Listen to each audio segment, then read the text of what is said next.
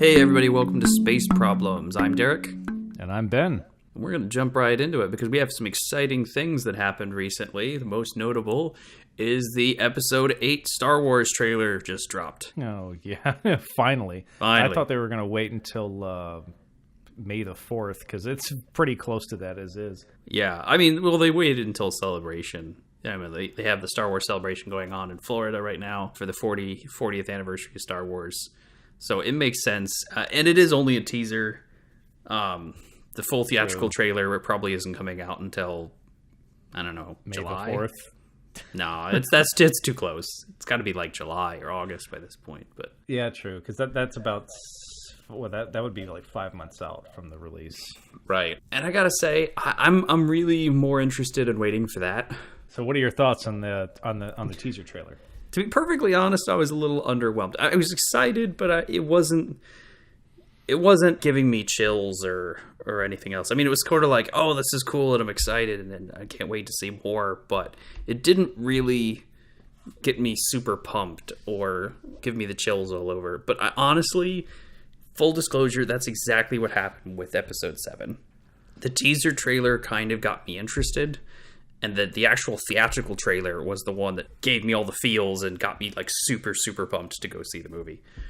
And was that the Chewie We're Home trailer? That was the teaser. That was in the teaser, okay. Yeah, no, I mean, that part was cool, don't get me wrong. Kind of like this one, The Jedi Must End. It's kind of a cool moment, but... Right. That for me, that's the only part of the last trailer that I found really appealing to me. When you hear Luke Skywalker say, the Jedi must be abolished. Yeah. No, this is The Jedi Must End. Or whatever. Either way. But yeah, I think, honestly, a lot of it just comes down to the fact that the teaser trailer is meant to be just that. It's meant to be a tease. It's meant to just show you cool stuff and be like, hey, this cool thing is coming. I like theatrical trailers because theatrical trailers like, hey, here's what the actual story is about. Here's why you should care. And those usually get to me more than teasers do. So, I mean, I'll be honest. I think the teaser trailers were handled way better in the prequels than they are now. I know that's going to surprise some people, but say what you will about the prequels. That's a whole other conversation that you and I can have some other time. But the one thing the prequels did very, very well was their marketing, especially with the trailers. Because their teaser trailers were incredible. And their theatrical trailers were incredible. And the music videos they did for that amazing John Williams music, like the Duel of Fates music video is incredible. And I feel like Disney is playing it very, very safe with their trailer stuff. It's just like, this teaser is supposed to be very, very, very teasery. It's just, let's flash some stuff at you. Let's get you to feel some nostalgia. And then we're going to hit you with something that's kind of like the hook at the end of the trailer. I don't know. It's effective. It's just not quite as... Like, the prequel teasers were the ones that really knew how to get you right where they knew they could get you with not just with nostalgia, but with just general Star Wars, like, bang, here it is. Like, there's that really amazing teaser trailer they did with just Darth Vader's breathing. I think that was for the second movie, which was the worst of the prequels. But the teaser trailer was amazing for it. I mean, like I said, it's still cool. I mean, there's a lot of cool stuff happening in the teaser.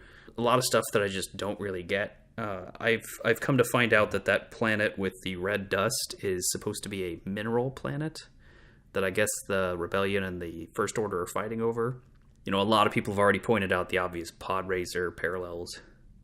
Not really sure what's going on with that. Yeah, we'll see. But I'm going to check out the moment Rey loses an arm or a hand.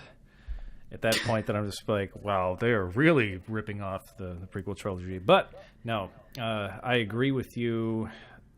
For me, it was underwhelming, and for me, the best part was the last line of the trailer itself. It was exactly what I was expecting, and it wasn't anything extra. But that's why it was underwhelming, though, because it's exactly what you were expecting. Like, you're just, oh, okay, well, I got it. Cool. I'll wait for the actual theatrical trailer then.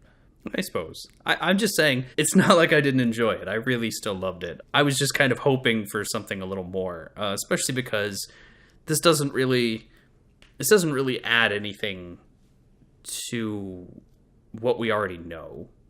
We already know that Rey is going to train with Luke. We already know that Finn is going to get better and he's going to go off and do something or other, and that the First Order is going to be evil, and it just doesn't really give you anything extra except that last line. But even then, that last line, a lot of people are speculating and going on and on about it. But hearing Luke say it is what, for me, made it the line stronger. Was True. Hearing Luke say that. But that was the effect for me. But I still think that there's so many things that could be. Sure. And I don't, a lot of people are kind of jumping on the whole, this means that they're gonna ditch the whole Jedi Sith thing completely, and they're gonna go for something less dogmatic, and it's gonna be more like Grey Jedi. And aside from the fact that I really don't want them to do that, because that kind of takes away a big core of what makes Star Wars special, just the big operatic good versus evil, I just kind of feel like this is something more where Luke is at the stage where he doesn't want to train more Jedi. He got burned by it with Kylo Ren. He's jaded. He's come to kind of question the whole thing. I think this is more about going back and finding the roots of the Jedi.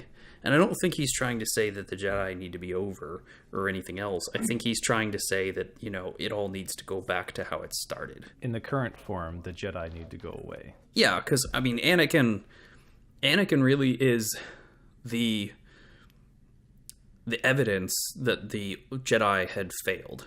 That what the Order had become was too far away from what it was supposed to be. He is essentially the poster child of the failure of what the Jedi had become. Not to mention just what had happened with the Sith in general. So I think he's looking more for an answer to how do we stop just this endless cycle from constantly repeating itself, or what are we missing? What have we lost as the Jedi? I'm curious to see him in Obi-Wan Kenobi's role. I'm curious to see him in Luke Skywalker in a mentor role, because I've only seen him as the apprentice or Padawan, whatever you want to call him. So I haven't seen him in this mentor role yet, or what he's going to be like. We only got hints of it with Kylo Ren, but he failed with that just as the same as Obi-Wan failed with Vader.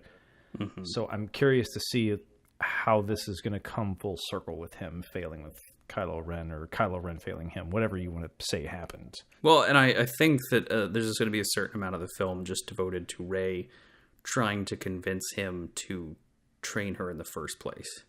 I think he's going to be kind of jaded, and he's going to be like, no. So I think there's going to be at least a little bit of time devoted to just her trying to convince him to just teach her as is. I'm more actually interested in some of the stuff that they talked about with Finn, not in the trailer, but actually at the panel when they did the Last Jedi panel at Star Wars Celebration, because they introduced a new character. I believe her name was Rose, an engineer. Mm-hmm. And she's supposed to be in Finn's storyline, but they haven't really specified what any of that is going to be yet. So I'm wondering if there's going to ever be a romance between Finn and Rey, because the whole joke in Force Awakens with "stop holding my hand" or "stop trying to grab my hand," and then there was always kind of, you have a boyfriend, and it was always very clear that he kind of had a thing for her. Sure, yeah. But she wasn't thinking that way toward him. I'm just wondering if they're going to play on that, or if that's going to be a thing. Yeah, I was actually interested in the idea of Finn becoming a Jedi. Not just Rey, but Finn actually being a Jedi too. I don't think they're going to do that now. But I was kind of hoping, especially because Finn was using the lightsaber, and as a reformed stormtrooper, I thought it'd be kind of a cool angle. I'm totally fine. I'm happy that Rey became a Jedi, because I know that for a long time in all the marketing, they were trying to mislead people, being like, "Oh no, Finn's the Jedi, and Rey's just this girl." I'm wondering if, and again, I'm not a huge Star Wars follower, but I'm wondering if he's going to be something similar to what Donnie Yen's character would be in Rogue One. Not quite a Jedi, but you can still follow in the Force and still be skilled in combat. I'm not sure what they're going to do with him. But that's why, like I said, I'm really interested in seeing what they do with his story arc, because he and Rey are obviously going to be separated for a little while. So, and I thought he and Poe would go off and do something, but I don't know if that's going to be the case now. So, I don't know. We'll see what happens. And along with the trailer for The Last Jedi, we also recently got the Battlefront 2 trailer. Right. Star Wars For, Battlefront 2 still looks gorgeous. Still looks very much like Star Wars. well, at least they got a single player campaign this time. Yeah, yes, a single player campaign is a very welcome.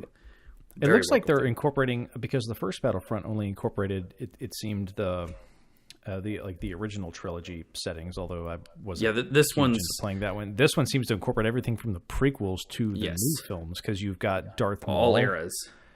It made it clear in the trailer. All eras are going to be featured in this one. Because I saw Darth Maul and the Starkiller base. Right. And there was a few DLC missions that had to do with bridging the prequel trilogy. I mean, the original trilogy and the new one. But that was about it for the previous game. So it's really nice to see they have all eras coming up in this one. True. I'm sure there's no coincidence with this trailer being released so close to Last Jedi. Yeah, it's all. I mean, it's Disney, and their marketing team is insanely large and very well funded. So, one other trailer that came out recently, because I am a huge Fifth Element fan. The director of that, Luc Besson, has a new movie coming out, and the trailer for it dropped recently. It is Valerian and the City of a Thousand Planets. Have you had a chance to catch the trailer? No, I have not actually had a chance to catch a trailer. I did see an article that the Fifth Element's director, Luc Besson, is finally releasing a new film.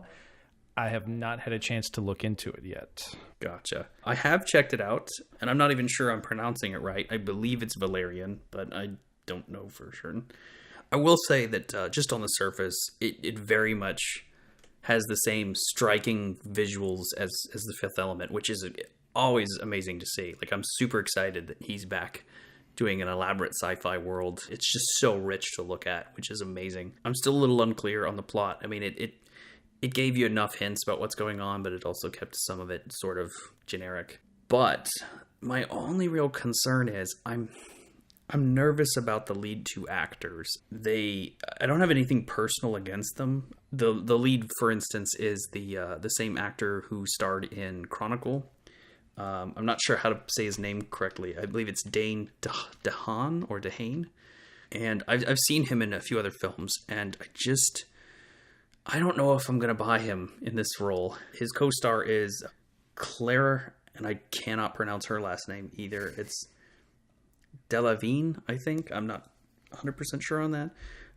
And it's not that the two of them don't have chemistry. It's just when you watch the trailer, they almost seem out of place. They just seem kind of awkward. Does that make sense? No, sure. By the way, just for reference, the woman I'm talking about, you might know her. Did you see Suicide Squad? I did see Suicide Squad. She was the Enchantress. Oh God, the worst character.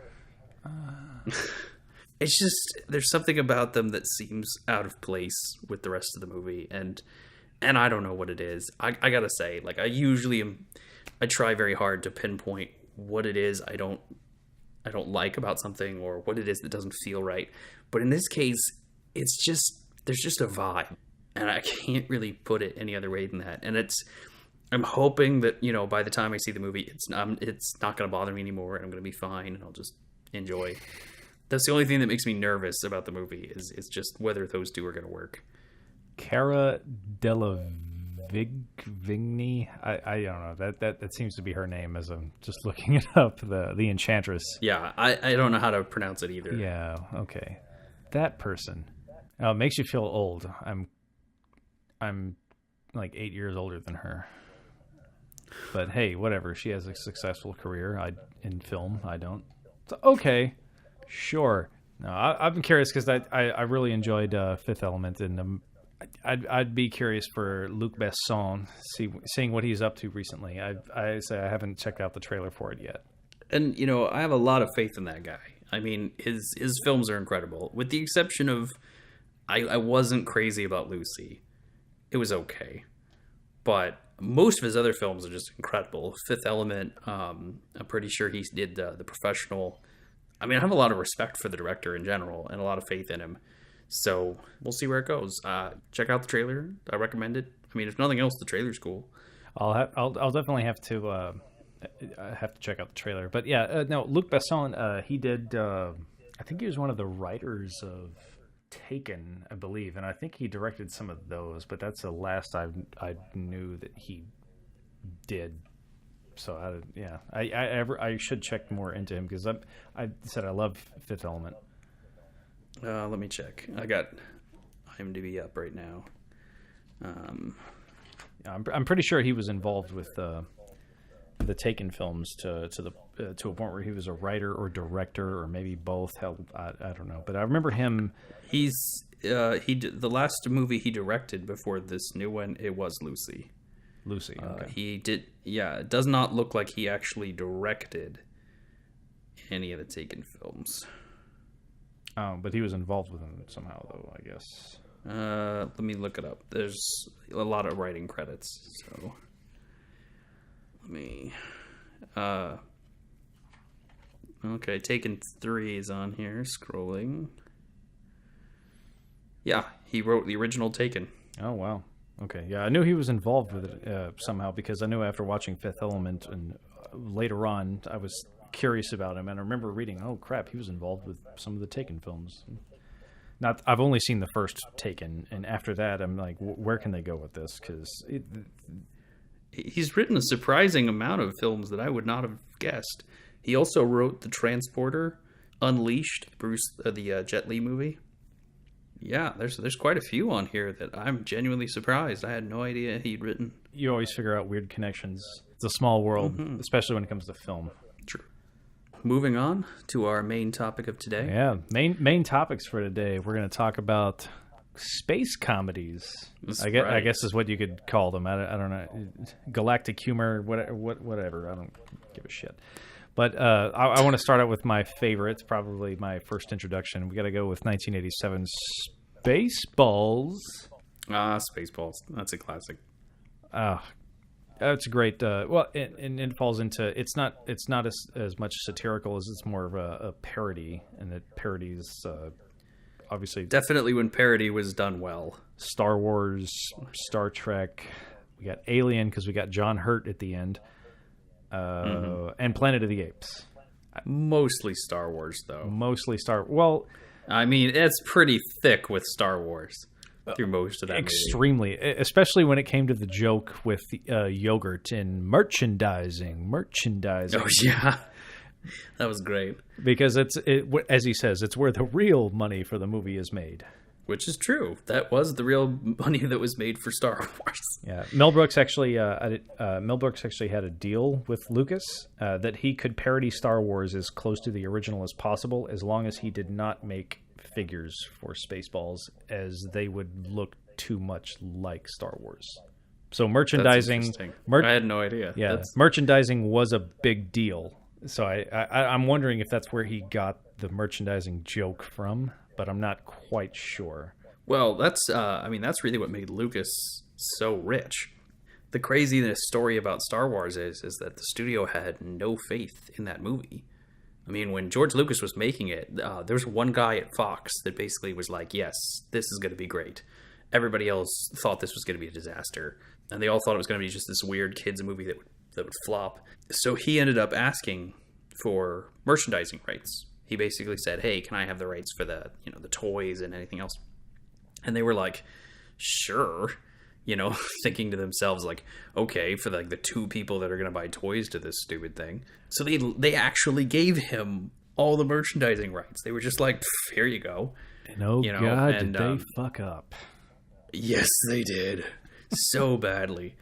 And ironically, the same thing sort of happened to him ever so slightly, because Carrie Fisher took less money up front if she could have a cut of the proceeds, including merchandising rights. So she was actually going to get a cut of, basically, it's like a percentage of however much the movie made, but it included toys. So Carrie Fisher actually made out really well out of that, too. Because, of course, we all know that, the toys just flew off the shelves. And in fact, in 1977, the first set of toys sold out so fast that they actually ended up selling placeholders.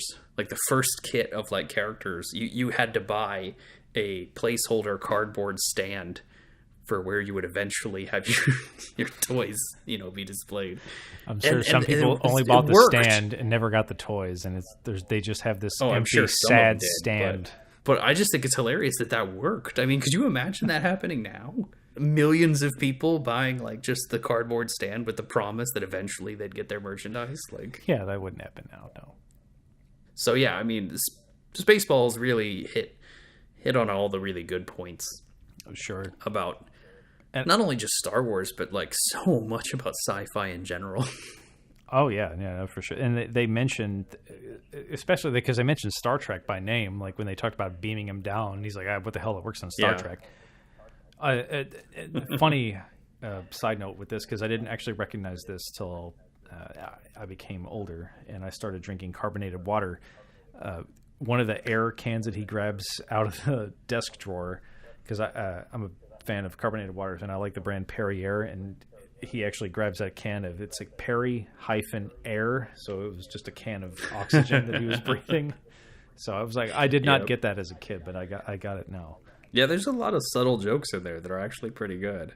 It seems so ludicrous in that movie, like the shield over the whole planet, like the literal shield over the whole planet to protect the atmosphere. Yeah, with the generic combination number. Like, yeah, but what's funny about that is that we kind of got one of those in Rogue One. Like in Rogue One, they actually have like an energy shield over the whole planet with that one gate. It's like, I just think it's really funny that, something that was supposed to be so ludicrous was put into Spaceballs. It's like, hey, wouldn't this be funny? And, they actually did it seriously. Well, they technically in a Star Wars movie at some point. Right. Well, even in Return of the Jedi, I mean, I know it was but they technically had a shield around the Death Star at that point that they had to disable. So true, but it was projected from. It was projected from. Sure, it wasn't just like a literal shield. But and I see what you mean of Spaceballs being more of a direct parody to Star Wars, because almost every character has their exact equivalent. Right. Like Chewie, you got Barf, Lone Star, you've got Han Solo. So you've got Lone and Solo. Vespa, obviously Leia. Of course, the only actual noticeable reference to Leia is she has the hair bun headphones that she wears. Yeah. I don't know who the hell Prince Valium is supposed to parody, if anybody. Some of them are just just generic characters. Sure. And then you got Dot Matrix for C-3PO. I don't think there wasn't an equivalent for R2, was there? I don't think so. There was another robot for that. Dark Helmet, Darth Vader. I don't think so. I guess President Scroob, that would be the Emperor. The Emperor. Yeah, he's the Emperor for sure. Yogurt to Yoda. I'm assuming Planet Spaceballs is the equivalent of the Death Star, and Spaceball 1 would be the Destroyer. Star Destroyer, right? I would think so, yeah. Yeah, so you've got more literal one-to-one references, so I can see how it is stronger of a parody of Star Wars, but then also has other elements. Yeah, I mean, it's got a lot of great references to other movies. Like you said, Planet of the Apes, for instance. Sure, at the end. There's that great bit at the end. There's so many good, really solid jokes throughout the whole thing. Sure. Then also at the end, you have John Hurt, who plays himself, who gets another alien bursting out of his chest like he did in the first Alien. Oh, yeah, that's right. I forgot about that. Yeah, because he played... he played Kane in the original Alien. And then you've got you've got Michael Winslow, who is in Police Academy, doing the only thing he can literally do, which is just make noises with his mouth. That's literally all the guy can do. What else has Michael Winslow been in that he hasn't just made funny sounds with his mouth? Because I can't think of anything. That was literally his only role. And then, of course, I kind of feel bad for him for that. He might have actually been a decent actor. Maybe he got typecasted. I don't know if they ever gave him a chance. I guess. Well, it's a pretty unique skill, and he was really good at it.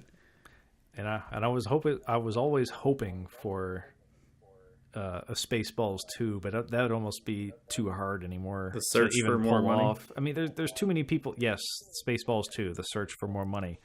Although there was...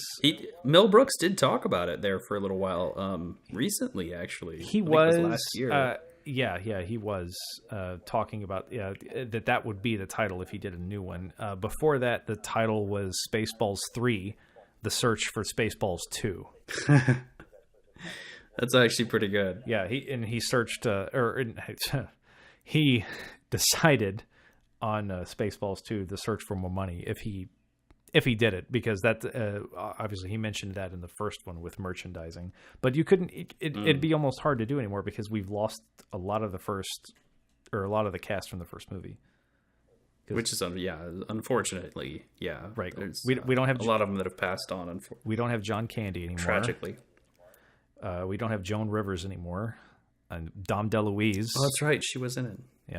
Yeah, she was Dot Matrix, and then we had Dom DeLuise. That's right. He was Pizza the Hut. And then also Dick Van Pattern, which was King Roland. All four of them have passed, so it'd be hard to do a sequel. That's right. It would make it very difficult to make a good sequel with that. Although just like we talked about too with Demolition Man, I had to bring this up because I noticed there's Pizza the Hut, and then the one guy's name is Colonel Sanders. So there's KFC and a Pizza Hut reference in the movie, which is also Yum Brand. I just found that fascinating. Hey, maybe they got some kind of merchandising right thing. Merchandising. Merchandising. I'm just saying it could have been a sponsored thing. Maybe. Maybe I do enjoy the fourth wall breaking in the film as well, especially the copy of Spaceballs the movie. What I was hoping for, in the recent releases of the Blu-ray, that I could actually have that cover, because that would be awesome. That would be awesome. I love Mel Brooks has some really good fourth wall breaks in all of his movies. Oh yeah. He keeps them subtle, like he keeps them like only here and there, but when he does it, it's usually pretty good. Yeah. My favorite is I know this is like another movie, but I still really love the part where they all pull out the scripts in Robin Hood Men in Tights. Yeah, right. Where I get another shot. He misses. He's like, wait, I think I get another shot. Wait, does he? And then like everybody pulls out their scripts. Yes, like, oh crap, he does. I love that. That's great. Well, and they do two similar jokes in both Men in Tights and Spaceballs with fourth wall breaking. The camera zooming in, because in Men in Tights it breaks the window that Marianne looks up, and then in Spaceballs it runs into Dark Helmet's helmet and knocks him down. Which is great. I love a lot of the jokes with Dark Helmet are pretty good. Yeah, and there's the one where he, with the Schwartz ring, slices the crew member toward the end, who's wearing Spaceballs the T-shirt and Spaceballs the baseball cap. Although I was hoping, because I paused it at that moment, I was hoping it would have said Spaceballs the crew member or something like that, but it didn't. It just said Spaceballs the T-shirt. I was hoping it was going to be like Spaceballs the DP, or Spaceballs the director. One of the crew members that got stabbed. The exact name, but it didn't. It was just Spaceballs the T-shirt. That's okay. It's still got so many other good moments. I know it's a weird thing to point out, but I actually really get a kick out of the chain of command jokes they keep having, where the president yells at Dark Helmet and Dark Helmet yells. It's like almost every single thing that happens, they like the three of them yell at each other, and then they yell into the phone at the rest of the crew. I love that so much, simply because like that's not even a sci-fi joke. That's just a great joke about management, just in general. Well, sure, it's a joke on what's the word I'm looking for? Bureaucratic kind of jokes, like this chain of command that you have to follow.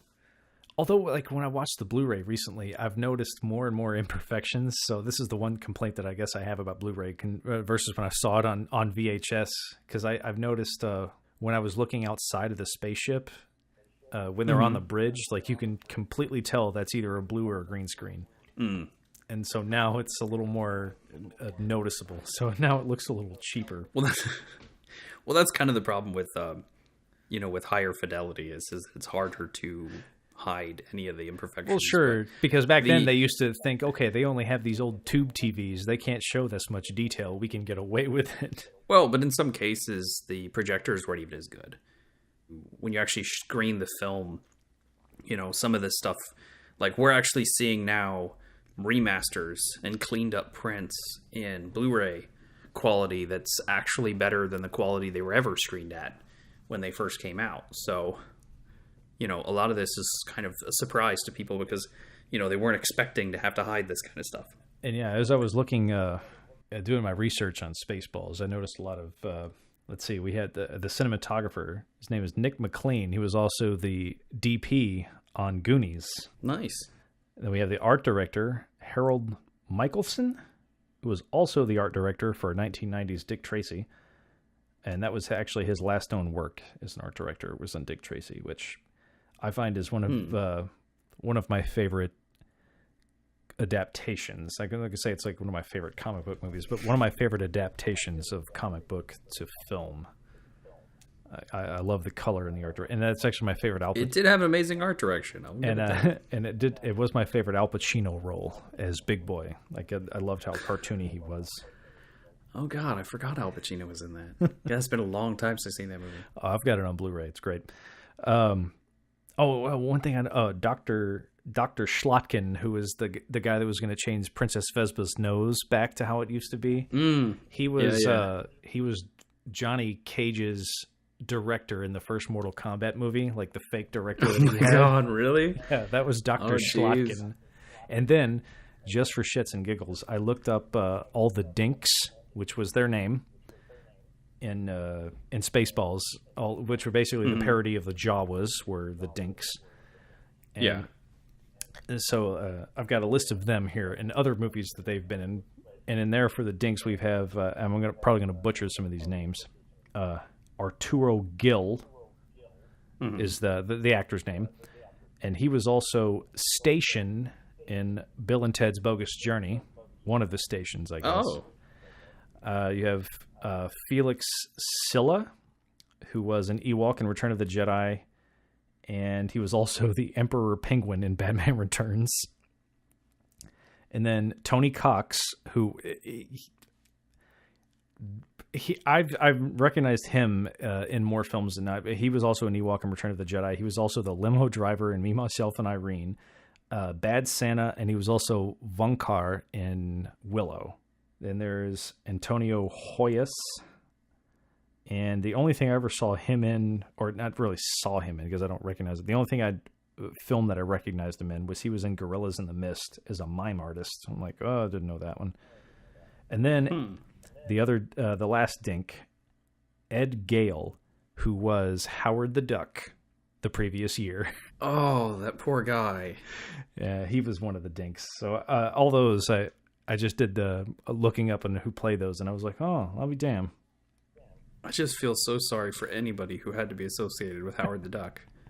Oh, and when I was looking at the minister, the guy who was like, to witness Princess Vesta go right past the altar, down the ramp, and out the door. That was one of the writers, along with Mel Brooks.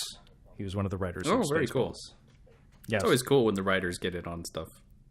Yeah, Spaceballs was. It's a classic. There's so many amazing, great sci-fi jokes in there in general. I mean, aside from just the obvious Star Wars jokes.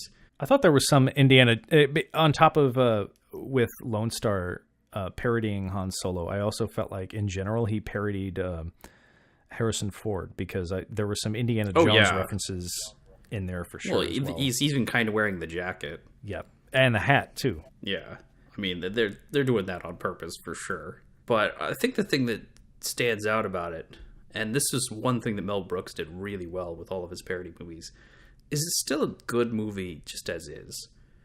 That's the thing that's hard to pull off with a parody movie, because a parody movie, you're essentially just poking fun at, one to, however many movies. But it still has to have a cohesive story, and a story that, at least satisfies the audience. And Spaceballs does a really good job of actually saying, there's still a really solid story. There's stakes, there's evolution of character, there's all of those things. And, there's actually a pretty good message because, you actually have the whole, you got the Schwartz ring in a Cracker Jack box, like it doesn't matter. Like, yeah, it's in you. Powers are inside you. It's the same thing they ended up using for Kung Fu Panda. It's actually a pretty solid movie, just all around. And that's what I really appreciate about it is, with a lot of parody movies, you can there's a lot of people that would just half-ass them and just be like, hey, here's a bunch of just one-off jokes and we'll kind of throw it together. And they did a very good job of making it kind of a cohesive standalone movie that still manages to have all these great shots at sci-fi in general. I'll be honest though, as a kid when I first watched it, I swear to you, I thought it was part of the Star Wars universe. But that's just because I didn't understand it as a kid. I just saw like, ooh, they have laser swords. It's the same. See, that's probably the difference between you and me as a kid, is that to me that was always a lightsaber, and I was very quick to be the first one to correct my friends. Like, no, that's a lightsaber. Well, and I like, true. And not to say that I was like, being a complete asshole about it. It's just I'm saying like the geekdom hit me pretty hard early on. Like, from a very, very early age, I was like obsessed with everything. It's like I saw Star Wars once, like boom, know everything, watched it a million times. No, it did hit me, and I knew what it was as a kid and calling it a lightsaber, but I didn't want to call it a lightsaber towards. It's Spaceballs because it wasn't a lightsaber in Spaceballs. I only say only say laser sword. It's like the whole hot tub and jacuzzi thing. All jacuzzis are hot tubs, but not all hot tubs are jacuzzis. Are jacuzzis? Yeah, so it's right. When I say fair laser enough. Sword, I'm just trying to encompass everything. So as a kid, I just visually identified that as a kid. Like I just saw that. I wasn't thinking about what they were. I'm just thinking like bright sword fights. Because at 87, I was 3 years old. Yeah. My mom owned a video store, so that's why I was able to see some of these films fairly early. Because my mom also, when I was like 5, so probably about in 89 or 90, also said, here, check this movie out. And she handed me RoboCop. I turned out fine. Yeah, I'm sure you did. Yeah. Anyway. That's kind of like how my cousins showed me Arachnophobia when I was like 4 or 5. And, Oh, I bet that was torture for you. Oh, I'm like, well, it's like I was already scared of spiders. That did a lot to help.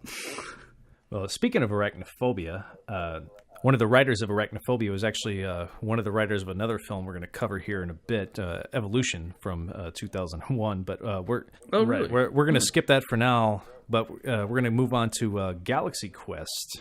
Ooh, that one's one of my favorites. Yes, with Tim Allen, Sigourney Weaver. I mean, you got Sigourney Weaver right there.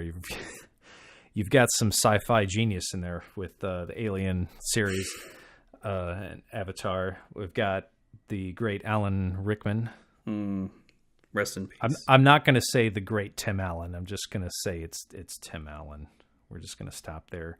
And the guy that played Monk, I actually don't know his name. I just know him as Monk. It's a pretty good cast, actually. It also has Justin Long. Yeah, Justin Long. Which was one of his early parts. It's a really well-rounded cast, all things considered. Sam Rockwell as well. Oh, which gotta love Sam Rockwell. And we'll cover some more Sam Rockwell here in a bit. But yeah, let's. I remember the guy from Monk, and he was also Jeebs in Men in Black.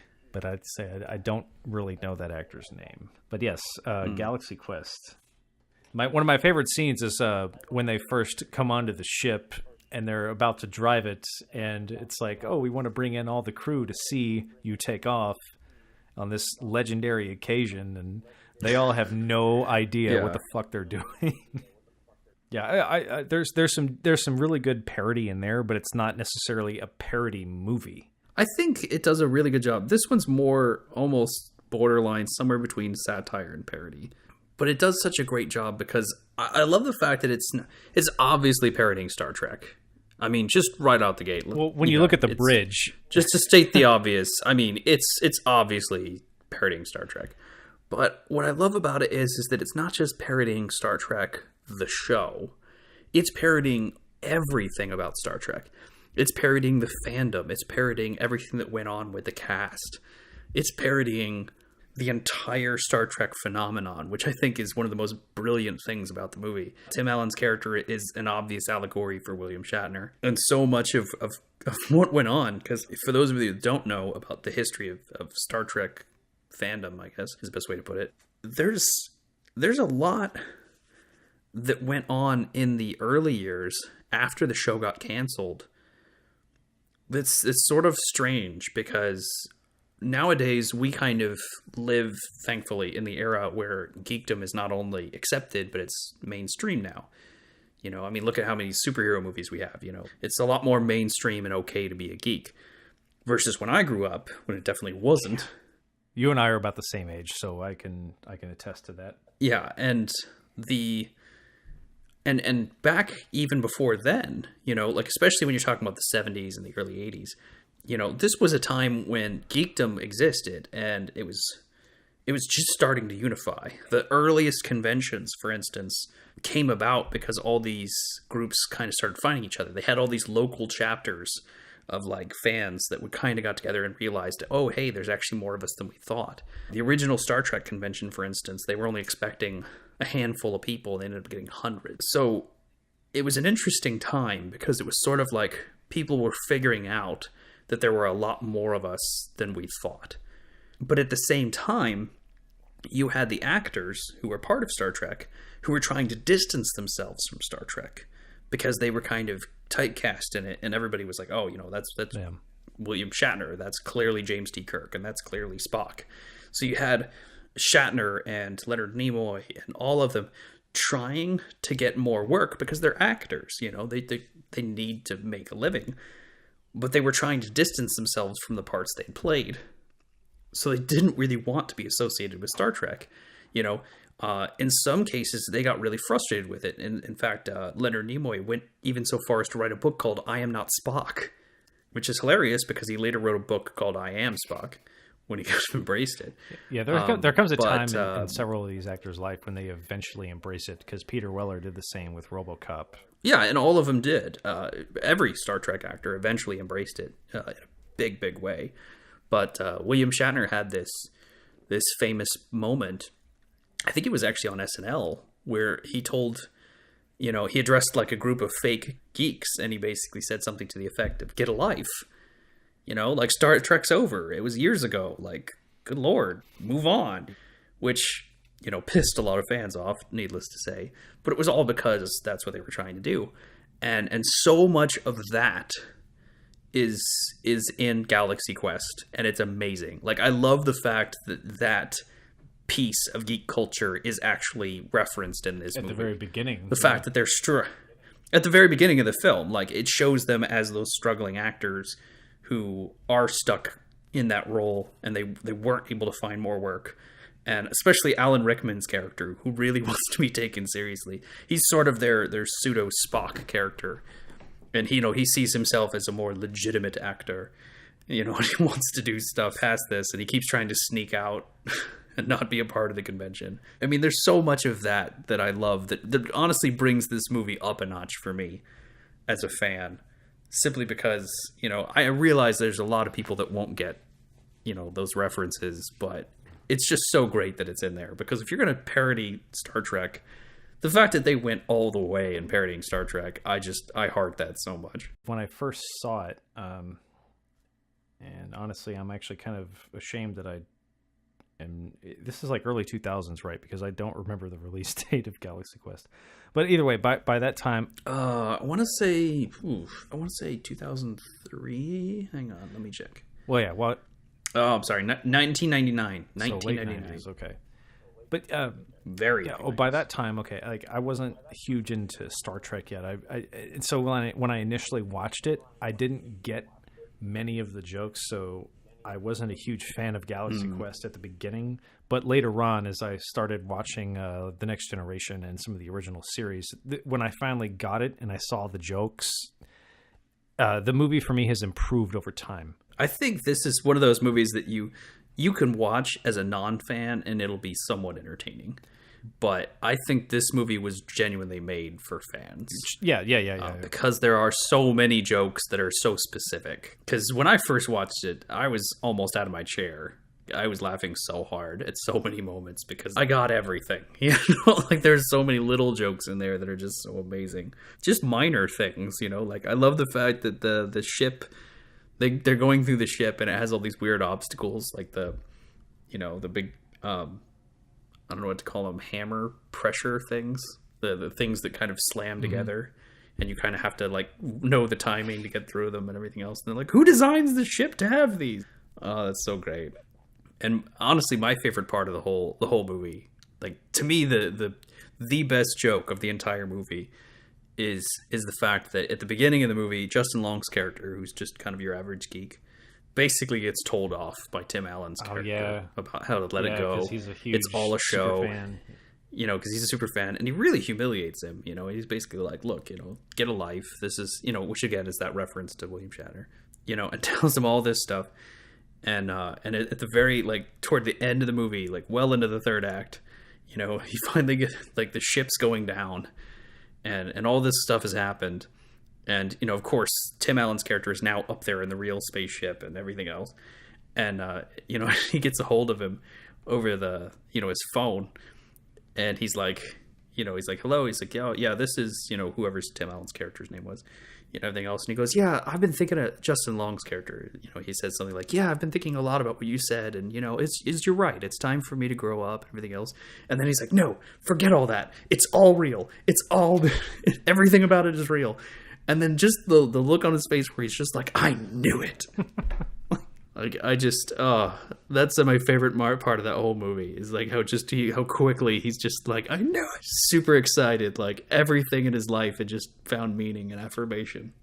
I mean, there's so many other good things in there. Like, I love the fact that they reference that Sigourney Weaver was just there to be hot and that she didn't really do anything. She just repeated back what was obvious, which honestly is a reference to the fact that every Star Trek show had the obligatory hot one. And, you'd think that would just be like a original Star Trek thing, but no, like Deanna Troi in Next Generation, her character was useless. They always had her in these low-cut outfits, basically just to show cleavage. And almost everything she said was blatantly obvious. She was supposed to be an empath, so she was supposed to be able to, like, feel whether people were lying or not. But it's, like, stupidly obvious that they're lying. Right. So it was completely useless for her to be there. And they had that character in pretty much every Star Trek. And they even went so far as to actually write that character in to Voyager, because Voyager, I guess wasn't doing as well. Or I don't, I'm still not exactly sure why, but that's why Seven of Nine's character was brought in. See, I was really excited when they wrote Seven of Nine's character into the show, because I was like, oh, this is actually a really cool angle. The idea that you have a Borg that you can now bring back into being an individual, and you can explore that over the whole show. Like, you can actually have, all these seasons where she's slowly regaining her humanity. And I thought, oh, this was going to be so cool. They're going to explore so many things. And then it's like the next episode, basically, she's just in a skin-tight unitard. And I'm like, oh, so she's just going to be the obligatory hot one for, like, the rest of the show, which is basically what she was. Yeah, that uniform was practical. Sure it was. So, like, I love the fact that Sigourney Weaver's character is basically just them calling that out. They might as well just call her Lieutenant Gratuitous. It's like that, yeah. Well, and then of course you have Sam Rockwell's character, who's just like the extra. Yeah. The guy that's basically just doomed to die in all the away missions. Like, he's your generic red shirt. And I will say, for Sigourney Weaver, she has aged beautifully, by the way. Yes, she has. She's still hot, in my opinion. The woman is still stunning. Yeah. Amazing actress, great performer in pretty much everything. She used to be a dancer, I believe, actually. Alien was her first role, her first film role. I don't know what she's done theater-wise before that, but her first film role. Very good actress. Absolutely. I think the thing I love the most about it is, I said that this is a movie kind of made for fans. And I think the thing that shows that more than anything is the actual alien characters. Because the alien characters, they believe this is all real. Just like, they say the fans do and everything else. Like, to them, they're super emotionally invested in it. And I love the fact that they looked for genuine heroes in these people. And they had a genuine villain to fight. And to me, the most touching moment of the whole movie is when the one guy dies, and he had devoted himself to basically following everything that Alan Rickman's character was supposed to be. Mm-hmm. As far as like it kind of like a fake Vulcan thing. Right. And Alan Rickman has to say his catchphrase essentially to the guy as he's dying. That's a pretty powerful moment. I mean, even for a comedy, that's actually a pretty good dramatic moment just in general. And I love the fact that it's kind of a good little love letter to how much this stuff matters to fans. For me, when I first watched it, why I wasn't completely attached to it initially. I just thought, oh, that's quite entertaining, or oh, that's kind of funny. But I wasn't a huge like Star Trek fan or anything at the time, or even watched Star Treks. But so I think I see why now, why the film is as successful as it is in the nerd community, I guess, because it does poke fun of them kind of with a parody, but it doesn't insult them at the same time. It's like some light humor on the genre. It does a very good job of laughing with us and not at us, which is kind of the problem that you have with other stuff that's geared towards nerds, like for instance The Big Bang Theory, which especially after a point just starts really laughing at us.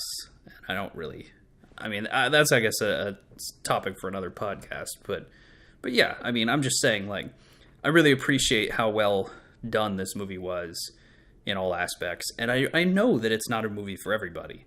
There's a good section of people out there that aren't going to get into this movie, but that's not the point. Sometimes there's movies that are just made for one crowd, and that's okay. Sure. And in some ways, that's better, because it still finds... If you make a movie and you're really passionate about it, and you make it for one group of people, but you put all your passion behind it, eventually the mainstream audience will still end up liking it. At least a portion of them will, simply because it's just a good movie. Yep. I'm just glad that it was made specifically for just one group, and they stuck to it, and it shows, and it's great. I mean, it's hilarious. It's really well done.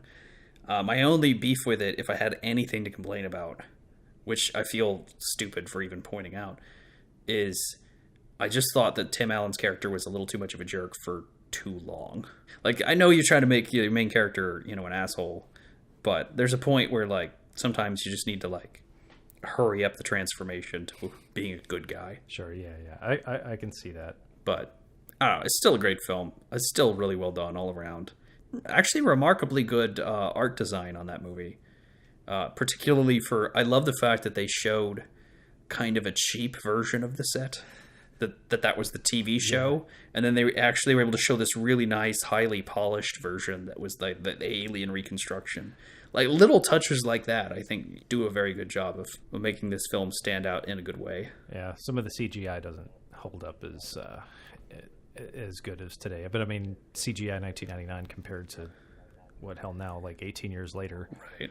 Well, and a lot of it was practical, which is great. Like, it's amazing how much of that movie was practical. Sure, I'm more referring to was practical. The little green aliens that they looked cute at first, but ate the one. Oh, then they have the teeth and everything. Yeah. And then the rock monster. Yeah. The rock monster doesn't hold up as well, but some of it holds up really well. Yeah. Well, some of it holds up well, but it's still that 1999. Like, wow, that's where we were in that era, or some films, because I still think Jurassic Park for '93 is gorgeous, but then you look at like Galaxy Quest or Blade, and those CGI effects do not really hold up as well for today. But it's been a long time since I Blade. Yeah, but at the same time, like, somehow the bad CGI for me when I recently watched it, probably within the last 5 years since I've seen Galaxy Quest, like, from start to finish, it almost added to the comedy of like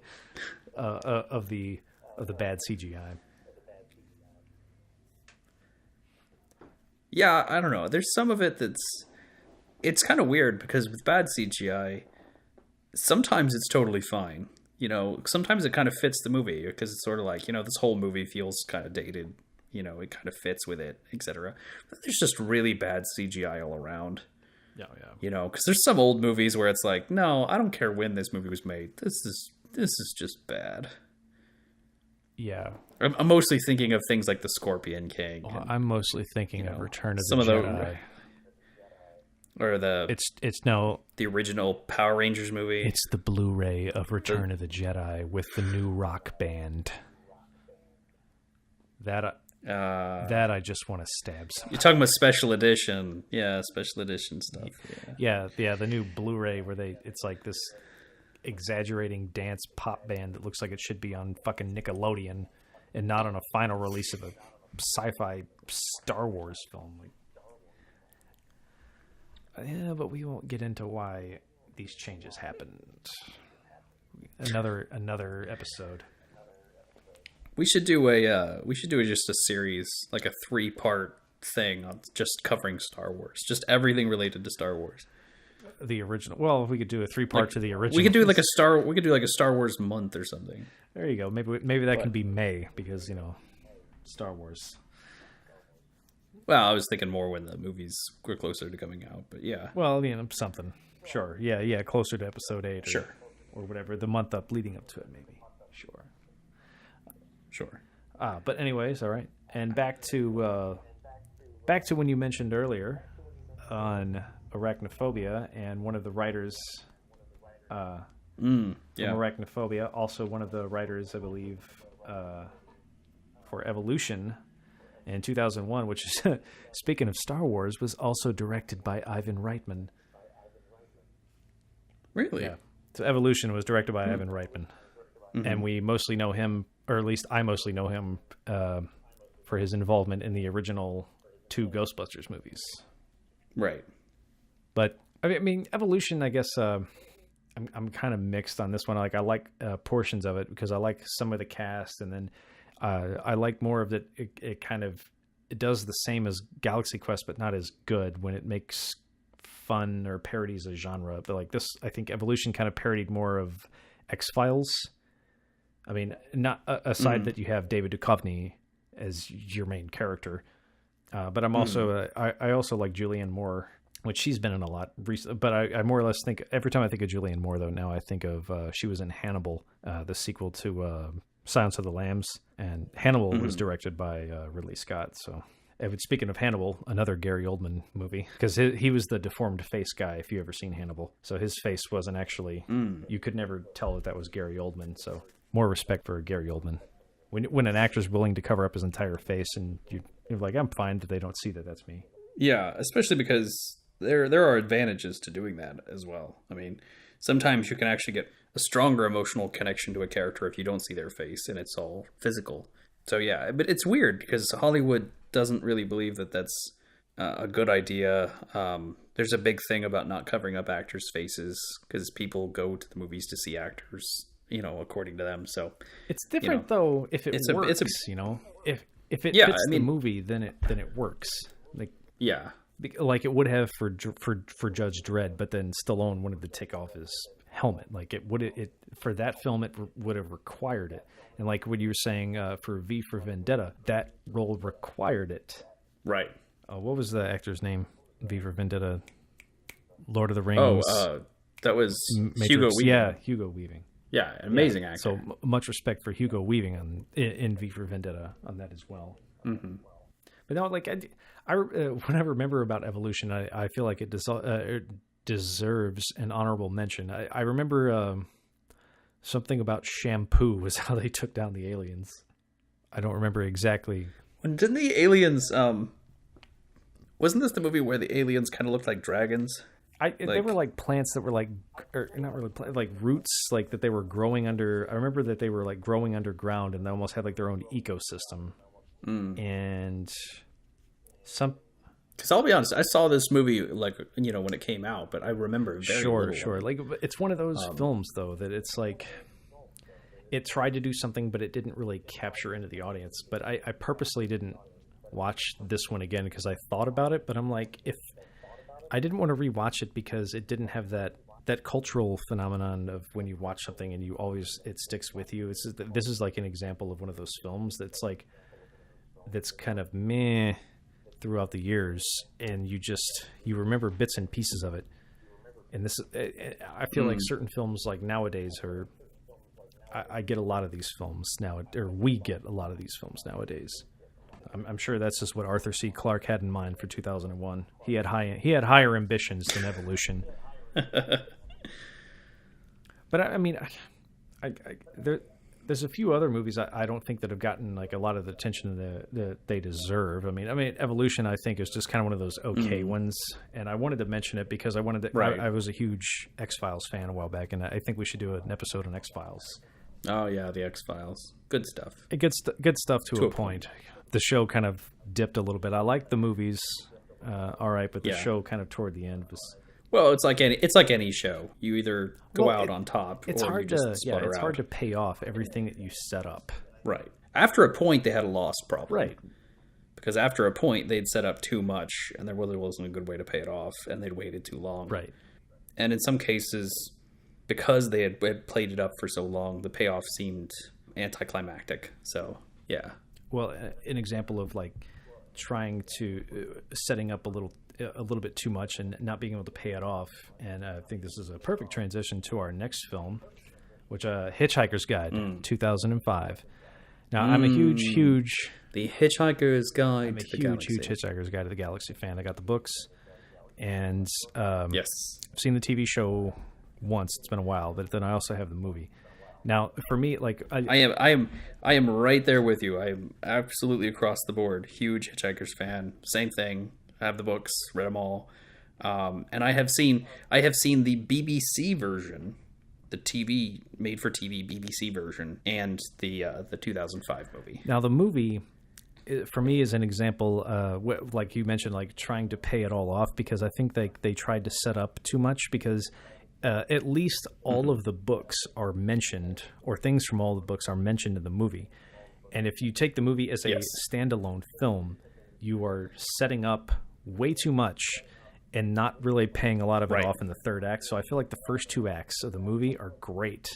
And then as soon as you meet Slarty Bartfast or Bartfast or whatever the fuck his name was, Bill Nighy's character, as soon as you meet him, like it's kind of downhill and gets bland from there. But everything else, like the setup of it is great. And it said it started like as like an old radio comedy back in the day, and it's since spread across basically every bit of media that you can like think of. And I think there's a really good adaptation of this somewhere between the BBC version and the 2005 version.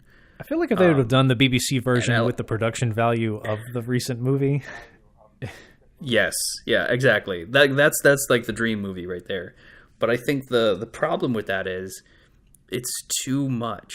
There's too much material. And, I know there's a lot of mixed feelings about the 2005 movie. I really enjoyed it as a fan, but I also understand that I'm with you. I know that it putters out and it's not perfect. No.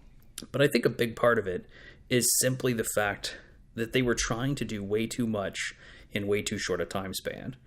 Because that movie isn't even that long. I think it's only, I don't even know if it quite hits an hour and a half. And it just tries to cram so much of the first book in there.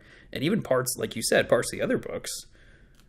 And it doesn't really work because, it'd be like trying to do a Harry Potter movie.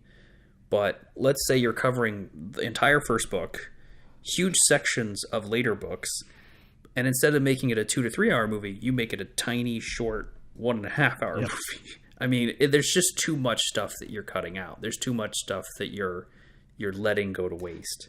That's too important to the story and everything about the way that it's done. But some of the stuff they do get right, they get really right, and it's amazing. I love the entire opening with Arthur Dent and the trying to demolish his house and everything else. Like that's all done beautifully. Like I mean, that's exactly the way it's supposed to happen. The movie opens differently than the book, because I remember the book said it opens with a house, and the movie said that it opens with a man, and they refer to Arthur Dent. Right. But I mean, so many like pop culture things have come from there. Come from the Hitchhiker's Guide, that like knowing where your towel is, the number 42. Yeah. Don't 42. Panic. Don't panic. An interesting fact about 42, Deep Thought actually explains the significance of 42, and I noticed this the other day at 42 minutes into the movie.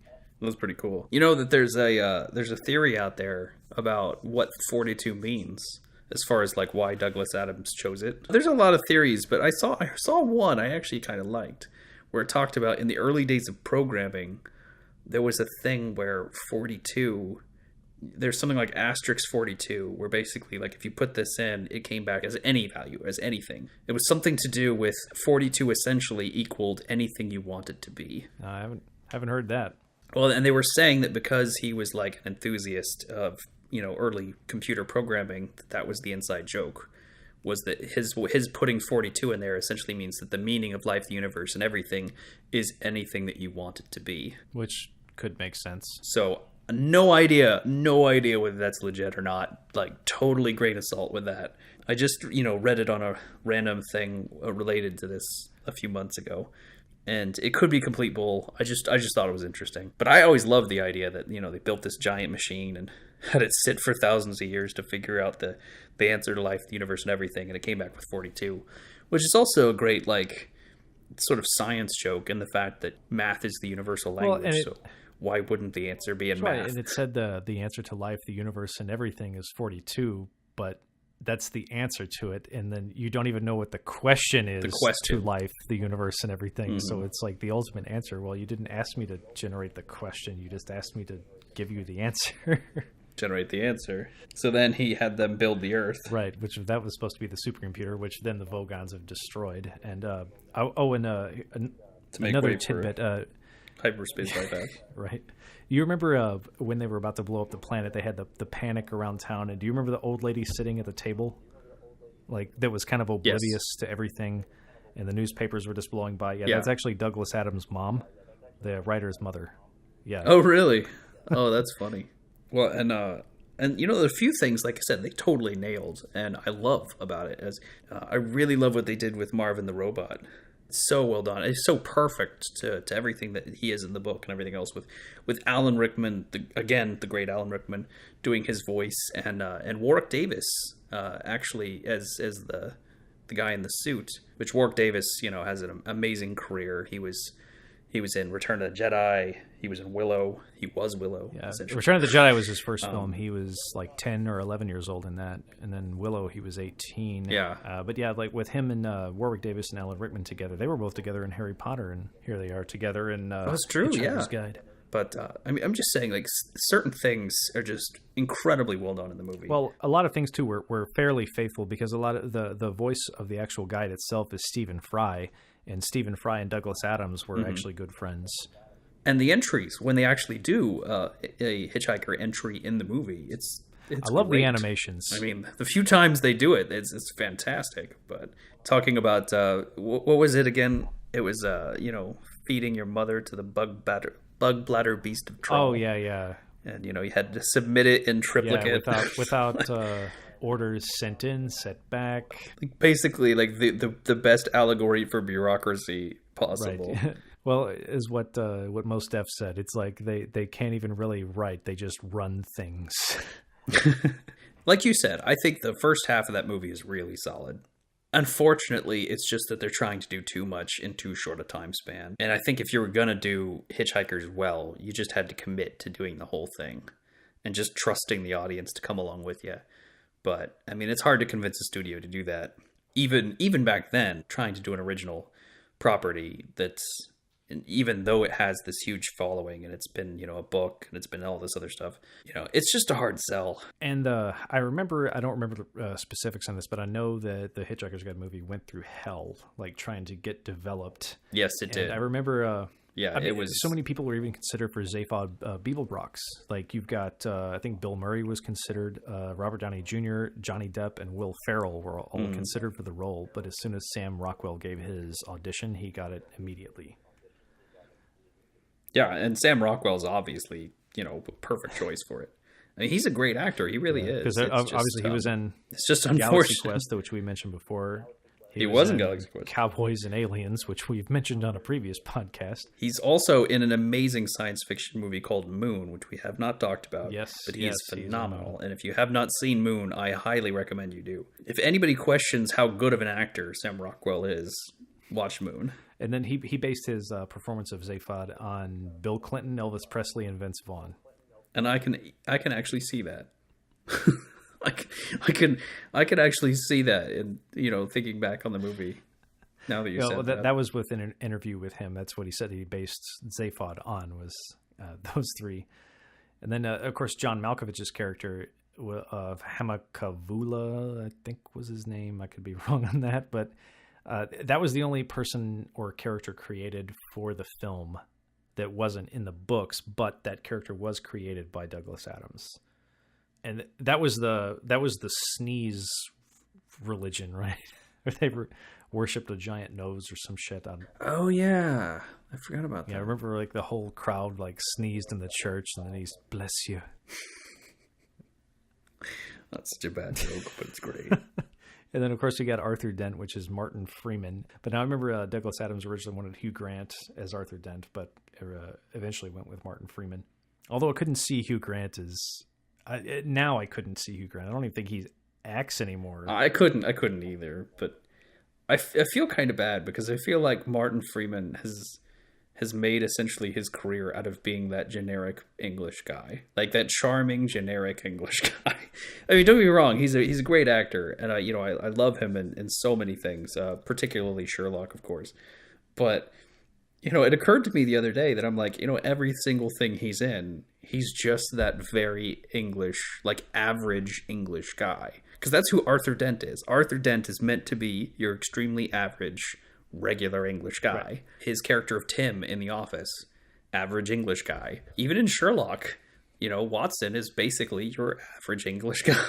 And most notably, The Hobbit. He plays Bilbo Baggins, who is an allegory for an average English guy. And he was like the least memorable character because he was in the film At World's End as one of the friends. Yeah. Oh, he was, wasn't he? As you said, he's just the English guy. Like he doesn't really stand out all the time.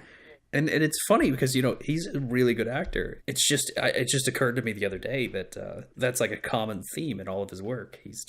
He's always the average English guy. And the reason I wanted to mention, or that I mentioned earlier before, I know we didn't talk a whole lot about Evolution by Ivan Reitman. But the reason I wanted to mention that was for The Hitchhiker's Guide was first optioned in 1982 by Ivan Reitman. Really? That's actually pre-Ghostbusters. Yes. Yeah, no. This is what's leading up to Ghostbusters because I found this out recently. Okay, it was first optioned by Ivan Reitman in 1982, as well as Joe Medjuk and Michael Gross. All three involved heavily in the original Ghostbusters in 1984 as producers. Douglas Adams wrote 3 drafts for them per his contract. Bill Murray and Dan Aykroyd were also considered for Ford Prefect, but Aykroyd sent them his script for Ghostbusters, and that's what they went with instead. So we could have gotten... that's funny. Flipping we could have gotten... Instead, flipped that to Hitchhiker's Guide. If we would have got Hitchhiker's Guide with the same Ghostbusters crew. Oh, that's interesting. Yeah, and that's how long the film has been in limbo hell, though. When it was first optioned in 1982. Yeah. I don't know how to feel about that because, obviously, I would be sad if Ghostbusters were not in the world, but but at the same time, as talented as all these people are, we know enough about the production of Ghostbusters to know how much of a beautiful accident it was. That there were so many changes, especially even on set, and so many iconic moments were the result of on the set changes. It's kind of a miracle that Ghostbusters turned out to be the great movie it is. It just makes me wonder if they'd have been able to pull that off with Hitchhikers. That's very interesting. I know. I loved for the recent film. There's an alternate universe out there where that happens. There is, and I wish there was some kind of way that I could travel to this alternate universe to see, because there's in that alternate universe, there's good remakes somewhere. There's a universe where Hollywood remakes are better than the originals. I know that's blasphemy to even think of at this point. No, I do remember because I really enjoyed a lot of the set design from the recent film, especially the Heart of Gold. I really like the interior of that ship, and that ship it had so many lights they could only shoot for 8 minutes at a time because the set they were worried it would catch on fire. Oh my! Oh, that's right, because they were still using the old tungsten lights, which nowadays everything is LED and HMI, and it's kind of funny to think about that because one thing that's really interesting is they've actually been starting to use large LED panels that are essentially televisions to do a lot of lighting effects in newer movies, which is really crazy to think about. Like, for instance, in Rogue One, when they're in the ship and they're in hyperspace, they actually have this giant, essentially, television outside the ship just projecting the light speed image on, so that it was projecting the accurate lighting into the cockpit. Is that similar to... Well, no. Because it's almost like front screen projection, but it's a little similar, because they also used a similar technique in Interstellar, where they projected on these huge screens that wrapped around the ship so that they'd have accurate real-time reflections in all of the astronauts' helmets for what was supposed to be outside. And the biggest example is in the Jungle Book live-action adaptation they did recently. They had these big screens just projecting light that was interrupted by patterns. So they'd have these like sort of leafy patterns that would interrupt the light as he moved, so that it was actually projecting like forest shadows onto him, because it was essentially an entire green screen for the whole movie, which is just insane. Anyway, I don't want to get off topic there. I mainly just wanted to say, like, it's interesting that you mentioned that, because there are so many scenes and sets in that movie that look very similar to stuff that we've seen in like the 2009 Star Trek reboot, for instance, and some more recent films.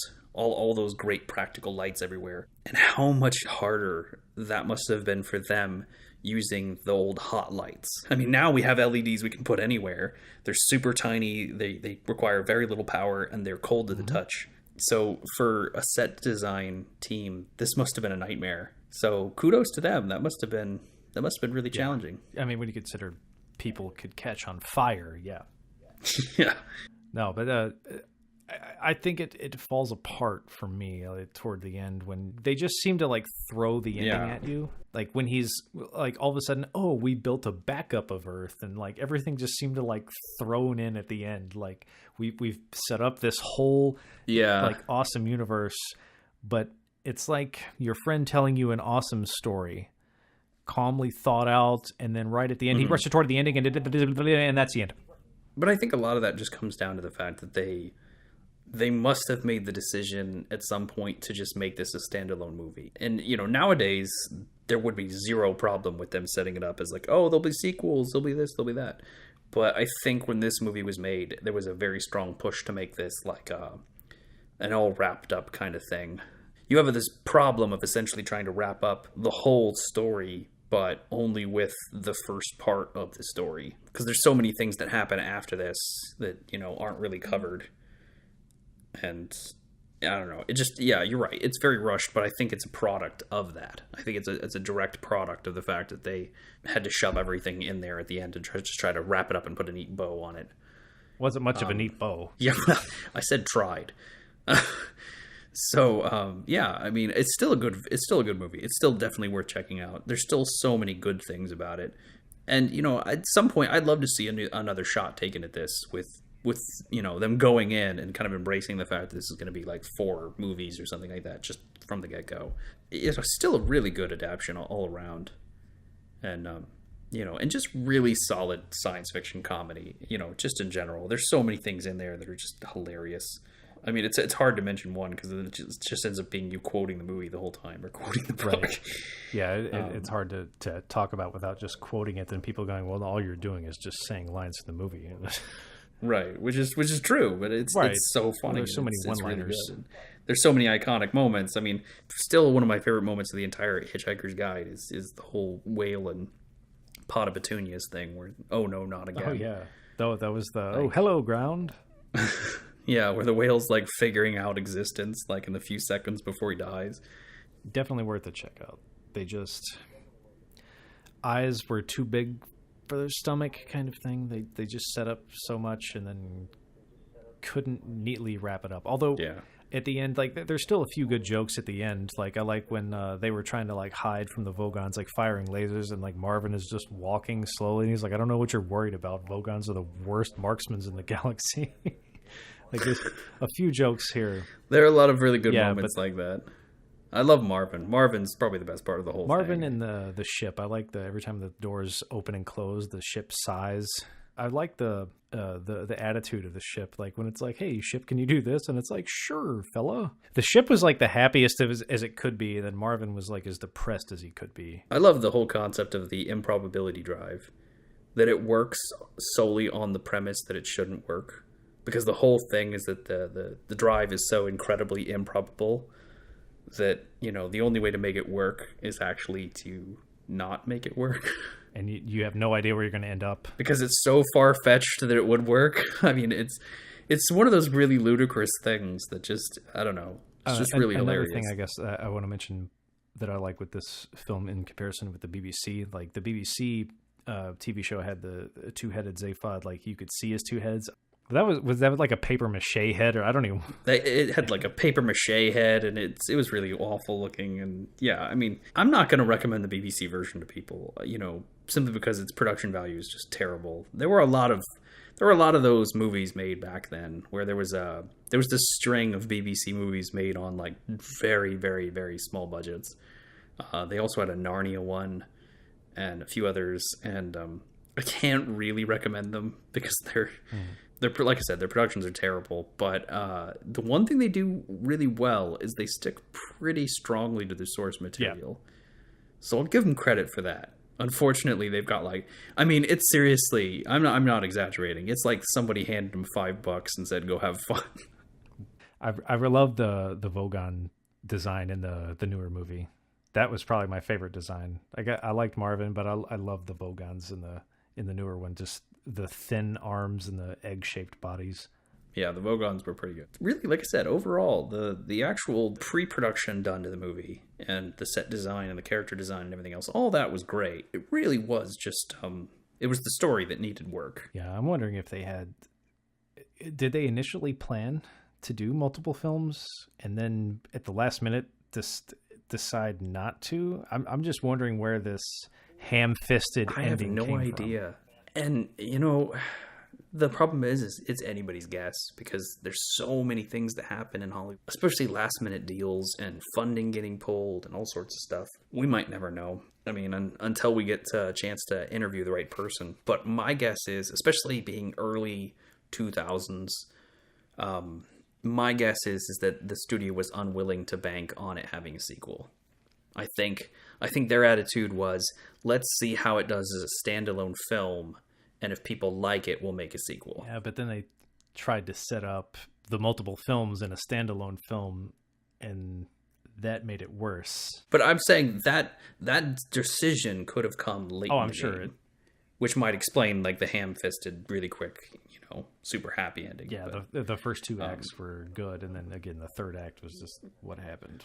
But we can't give them too much crap because look at trouble we're having with modern movies, infinite reshoots and restructures. I still purchase like Suicide Squad. Hey, I still purchased Hitchhiker's Guide to the Galaxy. I did not purchase Suicide Squad, although Suicide Squad is an Oscar-winning movie. Hitchhiker's Guide is not, which just shows you how much faith I have in the Oscars. I have one tidbit about Suicide Squad that I have to mention. I'm a very big enthusiast in everything when it comes to filmmaking, and I was reading an article about visual effects in different films, and they had a section on Suicide Squad. And I knew about all the reshoots and all the craziness and things like that. But what I have to point out that I find absolutely hilarious is the same woman we talked about before, who played Enchantress, when she's doing her weird move dance thing at the end, when she's, the villain in the third act. I couldn't believe this, but apparently the art department couldn't decide what they wanted her actual outfit to look like. And they couldn't decide all the way up to production. So they essentially filmed her in like a skin-colored bikini and filmed her just like that. And then they actually spent the money to CGI her entire dress on her. Oh, that's sad. Like, a lot of money and time was spent just putting a dress on her because they couldn't decide what to make it look like. Oscar-winning film. There you go. I don't want to make it sound like my lack of responses, but that's just God. I'm sorry. I thought that was hilarious. That gives me a so headache. Fun tidbit for everybody there. No, have you seen the honest trailer for Rogue One? Yes. Yeah, yes, I did. That just reminded me because the end of it was called Suicide Squad, an unnecessary Star Wars story. Yeah. We'll cover Rogue One in a future episode. I got a lot of thoughts on that, but yeah, because I have very mixed feelings about it. But we need to cover that and Return of the Jedi. I still want to do that. We'll cover all that in our big Star Wars thing. Yeah, the Star Wars month coming this fall to Space Problems. Sorry, that would be part of the trailer. I think, yeah, for our podcast. Well, on that note, we have to wrap it up for this episode. I am Derek, and I am Ben, and we will see you next time.